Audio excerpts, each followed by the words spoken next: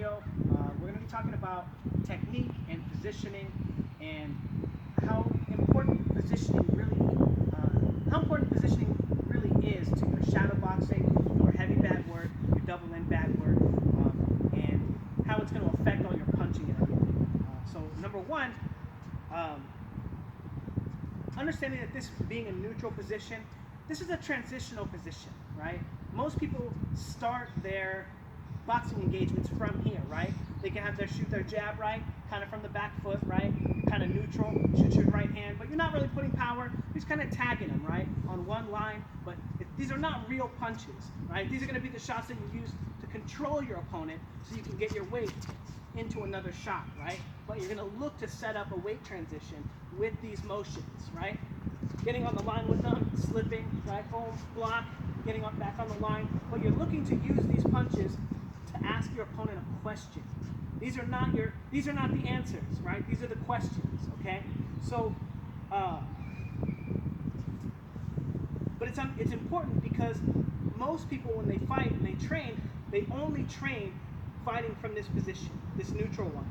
And when you end a weight transition, right, you're no longer in a neutral position, right? So you have to learn how to fight from this position, how to defend this position, right? Lock, right? You just bring your hand up. It's not that hard. If your opponent, if you threw a right hand at your opponent, boom, and they were in the front foot, and their head is in position one, maybe you need to worry about the body here, right? Oh, you get here and you block the body shot instead of the head shot, but you need to defend this position, control them, and move back off the line, right? Or if they're on the back foot, then you just keep your hand up here, because if they cross the line with their weight and their head ends up in this zone, they're going to be throwing a left hook. So you just need to catch it here, right?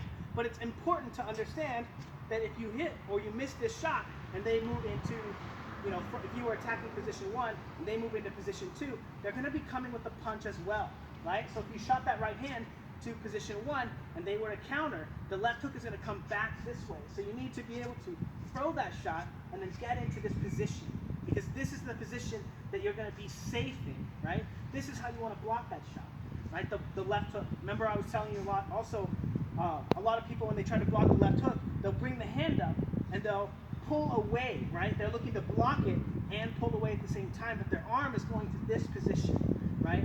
Anyway, it's important that you know that you need to be able to fight out of this position. You need to be able to get to this position and get off the line, right? Find a way to get off the line, but because your next motion is not going to be from here, right? It's not going to be from this neutral position where you have so many moves available to you, right? Left pro, left block, left hand, right? You have all of these motions that you have, but here you're so much more limited. So it's important to understand that when you transfer your weight to the front foot, that you know how to fight out of this position.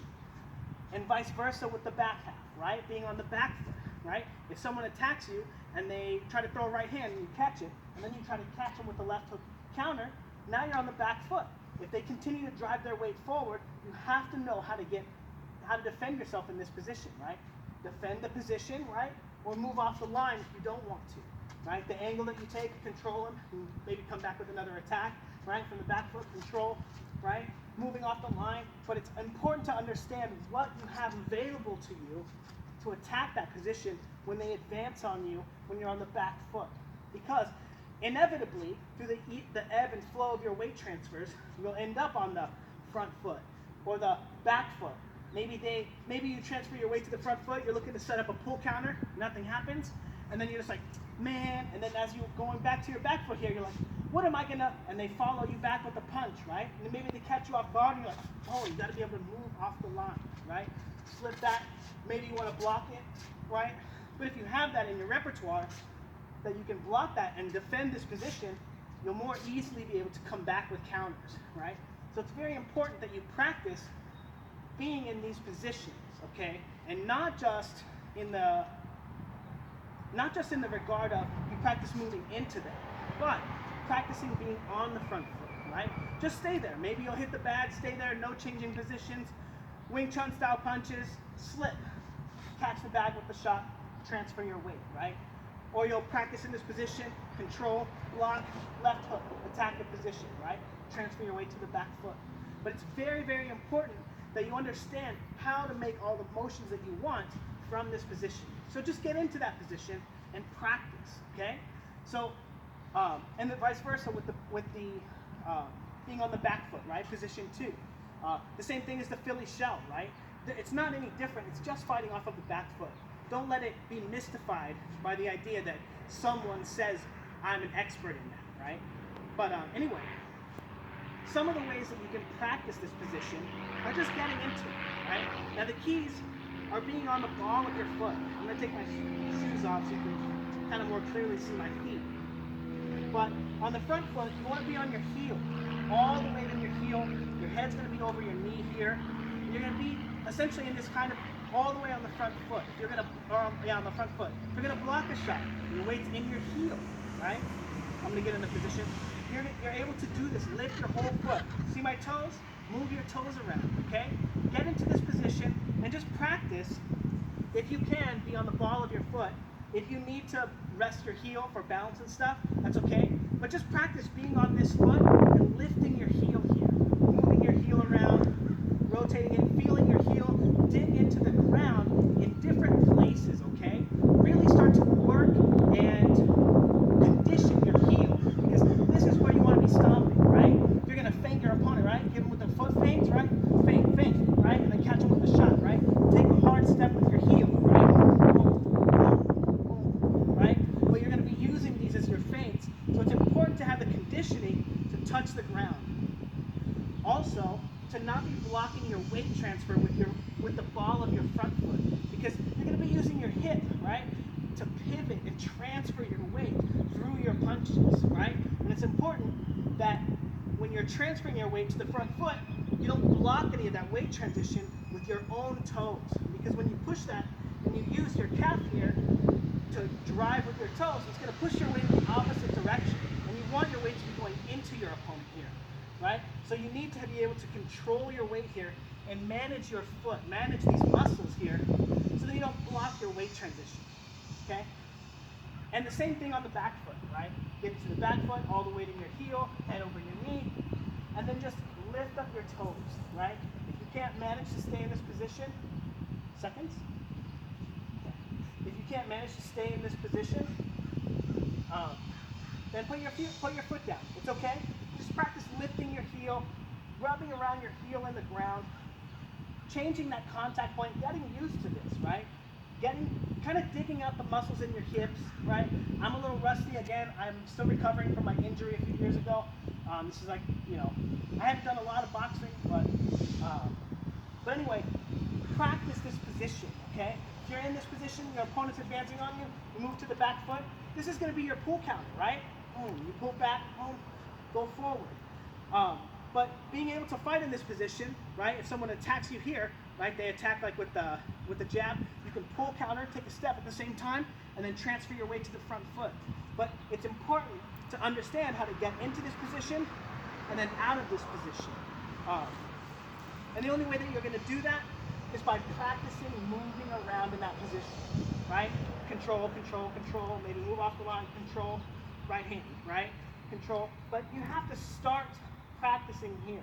Again, all the weight in your heel. Because especially when your technically, when you start pushing or punching, you drive off from your heel first. So if I take a step here really wide, and I'm going to throw a left hook, you're going to dip down, put all the weight here, and as soon as you start lifting up, you lift up from your heel first. So it's not just this motion where you're just quickly whipping, but you drive up from being on the ground. That's why in those Russian boxing, they're always going like down, up, down, up, down, up, because you drive off with your heel first, right? Boom. But you have to get into that position first, right? Into that position first. Oh yes, but anyway, those are just some of the ways that you can practice being in that position. Again, there are other ways. Sinking down, being as far down in this position as possible. And also, when you block punches here in position 2, you block them with your left hand, okay? This is your control hand in the left position, right? You're going to use your jab. That's why they call it a jab. You're going to come forward to the front foot when you step here. Control. Back foot controls your back foot, right? So if you don't want to be transitioning your weight, you want to just be moving, control, and then move your head across the line, right? But this is going to be the hand that is going to be managing your opponent's weight, right? Control, control, jab, control, block, and then attack, right? This is your real attacking hand. Then when you're on the front foot, right? You're on the front foot with your opponent, right? Maybe you want to control him here, control, block, control, right? Jab, get them out of position, and then attack, okay? But these are very, very important concepts, and unless you practice being in these positions and moving around and controlling and then transferring your weight out of them, you'll never actually be able to do that stuff in the ring where you can control your opponents and time them, and I don't know how to explain it, but it's very, very, very important that you learn these mechanics, because the first step in boxing is learning how to control your weight, being really good at this. A lot of people spend a lot of time in their careers learning how to do that, hit the heavy bag perfectly, attack one position, they can do all that, fun stuff. But because they don't practice and they don't understand that they have to practice this stuff and how it works in relation to another human being, they never get to the point where they understand that not only does their technique have to make sense for their body, but it has to make sense for not only controlling your own body, but it has to make sense for controlling your opponent's body as well. Again, your half, the part about the baseline, this is the baseline, you guys. Being like a C-level fighter is being an expert with your own body mechanics. And then being an A and a B-level fighter is being an expert at managing your opponent's weight, an expert at managing your opponent's body mechanics, right? So the first step is learning how to manage your own weight, move around, control your own weight, be where you want to be, right? Be in whatever positions you want to be in. Then the second step is learning how to apply that to your opponent, and then learning how to manage their weight using these techniques, right? Anyway, yeah, if you guys have any questions, let me know. And again, thanks for being my patrons. I appreciate it. Thank you, guys.